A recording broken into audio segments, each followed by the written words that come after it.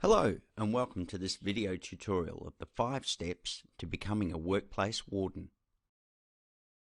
This presentation is the first of 4 presentations that will introduce you to the things you need to know to operate effectively as part of the emergency warden team for your workplace.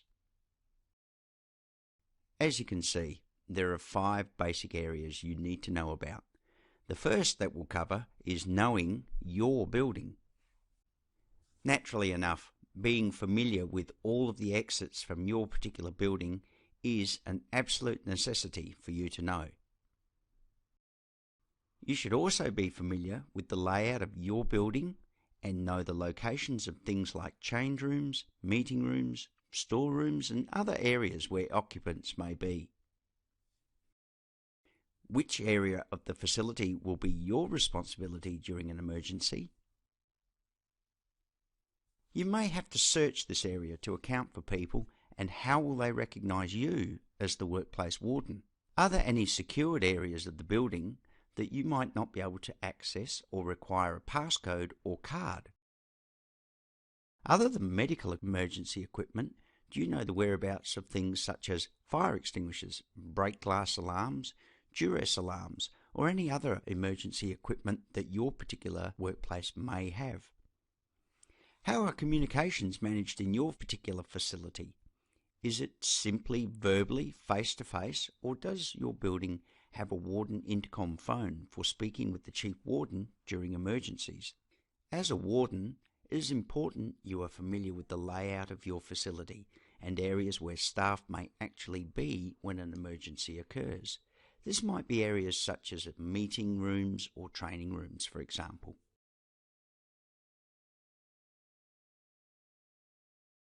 Allocating areas to be searched and cleared in the event that an evacuation is required should not be made any more difficult than possible. Allocating search areas should be based upon the size of the premises and the number of wardens, and should always have been done prior to an emergency happening.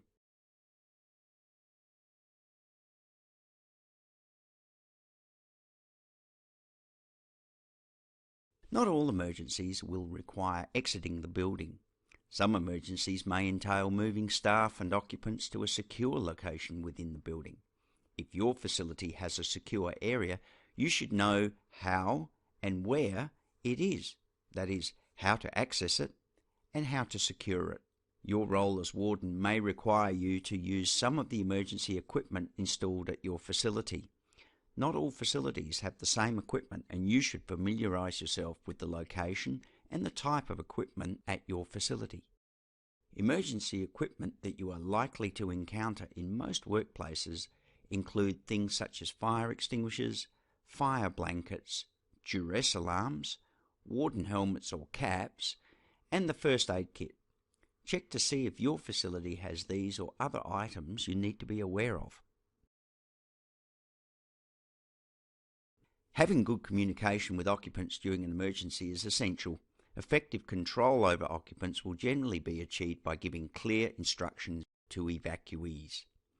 When giving instructions, wardens should be succinct, so keep instructions short and simple. Polite. Taking charge, speaking loudly and directly doesn't mean you can't have some courtesy. Loud. Remember, you may have an alarm sounding whilst you are giving instructions. Authoritative. Say what you mean and mean what you say. Self-assured. Phrase your instructions in a positive way. Always reassure those who perhaps are distressed by the events that are occurring. And use hand gestures. Remember, not everyone may be able to hear you, and possibly not everyone can understand you.